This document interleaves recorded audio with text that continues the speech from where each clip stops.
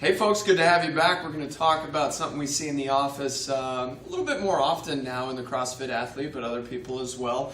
It's something that we refer to as anterior hip impingement. And if we look at our nice, we'll call her Susie, she's pointing to it right here. Okay, that's pain that comes right at the front part of the hip capsule. Generally, after doing deadlift, squat variants, hurts quite a lot, especially once you're done throughout the day getting up and out of a chair, in and out of the car.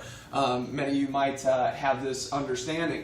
A big thing that people will do is they'll rush right to the quads or the holy psoas.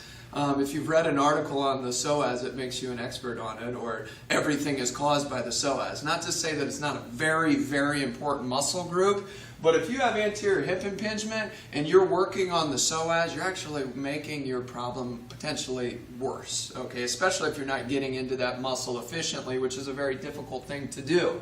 Most people come into the office and say, well, I've done quad stretch, I've been working on my psoas, and I think it's actually getting worse, or I'm not getting any better. Well, the problem is not on the anterior part of the body.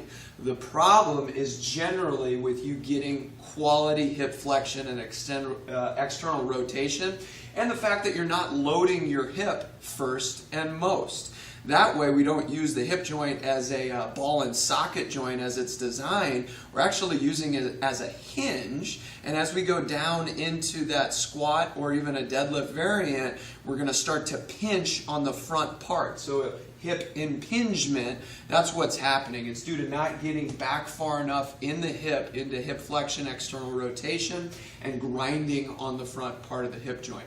We're going to go and show some of these variants so that you can have a good understanding of what they might look like in the gym.